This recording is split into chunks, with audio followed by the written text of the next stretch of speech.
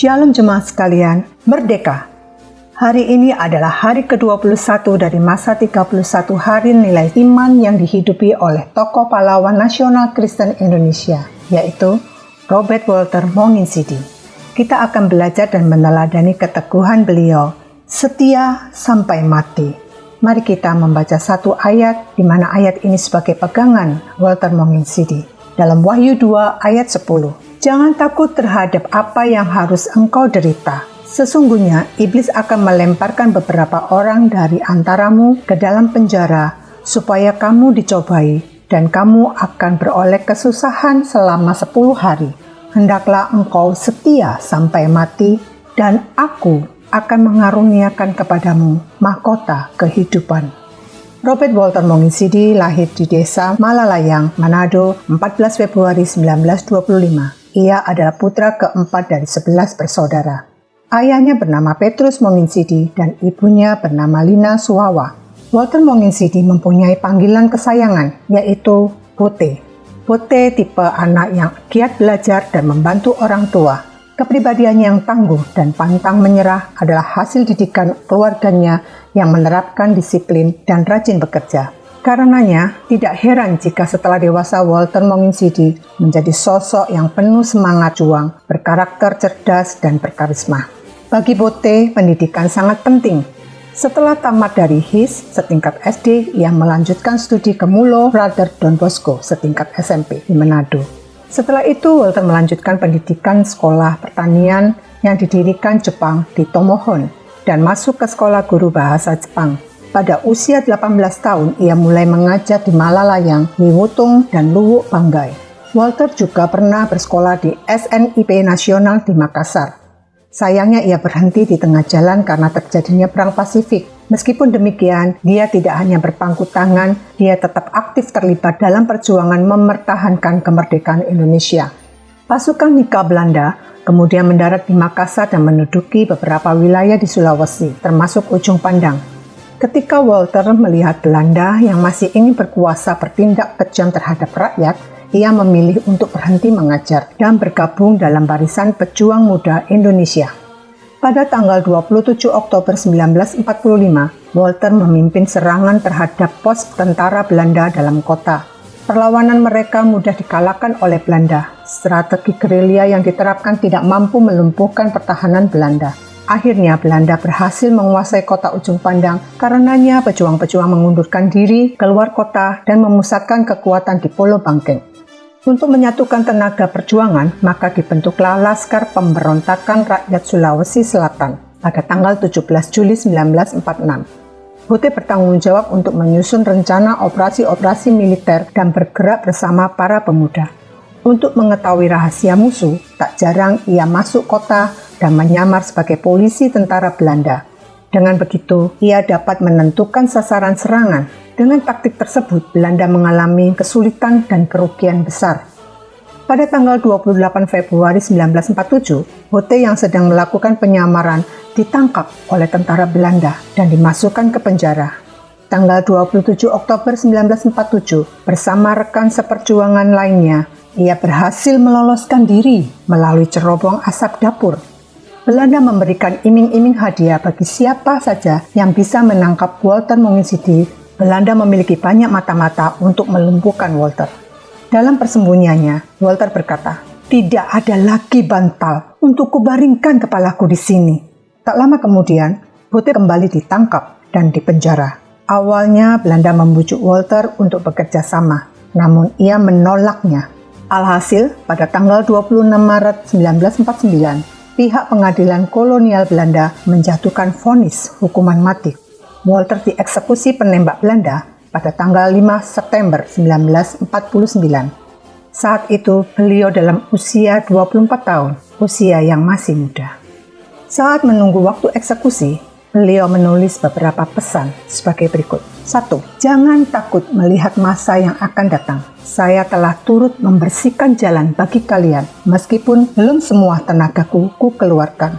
2. Jangan berhenti mengumpulkan pengetahuan agar kepercayaan pada diri sendiri tetap ada dan juga dengan kepercayaan teguh pada Tuhan. Janganlah tinggalkan kasih Tuhan yang mengatasi segala-galanya.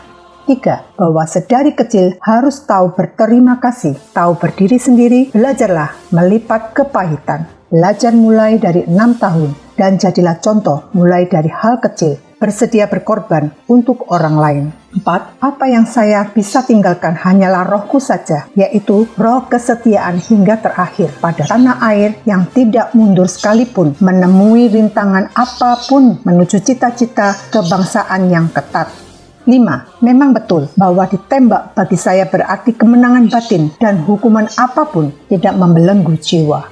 6. Perjuanganku terlalu kurang, tetapi sekarang Tuhan memanggilku, rohku saja yang akan tetap menyertai pemuda-pemudi. Semua air mata dan darah yang telah dicurahkan akan menjadi salah satu fondasi yang kokoh untuk tanah air kita, Indonesia. 7. Saya telah merelakan diriku sebagai korban dengan penuh keikhlasan memenuhi kewajiban buat masyarakat kini dan yang akan datang. Saya percaya bahwa berkorban untuk tanah air mendekati pengenalan kepada Tuhan yang Maha Esa. 8. Jika jatuh 9 kali, bangunlah 10 kali. Jika tidak bisa bangun, berusahalah untuk duduk dan berserah kepada Tuhan. Sebelum dieksekusi, beliau bersalaman dengan semua orang yang hadir di tempat eksekusi.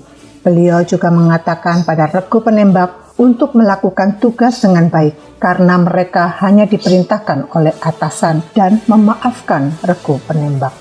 Monginsidi tidak mau matanya ditutupi karena ingin melihat peluru Belanda menembus dadanya. Robert Walter Monginsidi juga menyampaikan beberapa pesan terakhir sebelum ditembak mati. Pertama, setia hingga akhir di dalam keyakinan. Kedua, saya minta dimakamkan di Pulau Bangkeng karena di sana banyak kawan saya yang gugur. Ketiga, sampaikan salam saya kepada papa, saudara-saudara saya di Malalayang, serta teman-teman seperjuangan. Saya jalani hukuman tembak mati ini dengan tenang, tidak ada rasa takut dan gentar demi kemerdekaan bangsa Indonesia tercinta. Dengan tangan kirinya, ia memegang Alkitab dan selembar kertas yang bertuliskan "Setia sampai mati", yang merupakan kutipan dari Kitab Wahyu 2 ayat 10. Sementara tangan kanannya mengepal ke atas dan berkata, "Merdeka!" Saat peluru-peluru menembus dadanya, hal tersebut membuktikan bahwa beliau sangat mencintai tanah airnya. Pada tanggal 10 November 1950, jasadnya dipindahkan ke Taman Makam Pahlawan Ujung Pandang. Atas jasa-jasanya kepada negara, Robert Walter Monginsidi dianugerahi gelar pahlawan nasional pada tanggal 6 November 1973 dan pada tanggal 10 November 1973 beliau dianugerahi Bintang Mahaputra Adi Pradana. Selama hidupnya, Robert Walter Monginsidi banyak memberikan teladan bagi generasi kita. Meskipun masa perjuangannya hanya singkat, tetapi jiwa nasionalismenya berpadu dengan keberanian, keteguhan hati, kesetiaan, dan iman yang sangat luar biasa.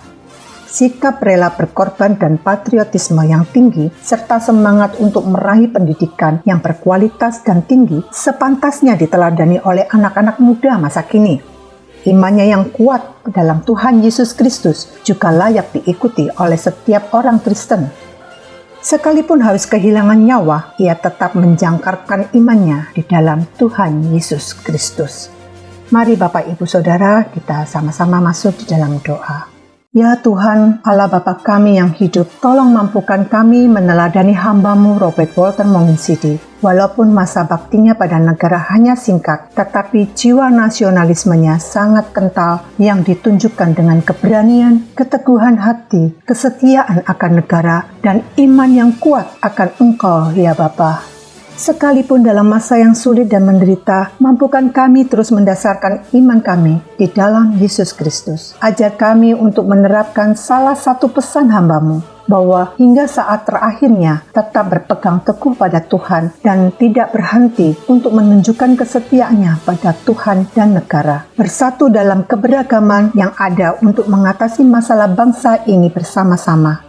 Terima kasih ya Bapa, dalam nama Tuhan Yesus Kristus, Tuhan dan Juru Selamat kami yang hidup, kami berdoa.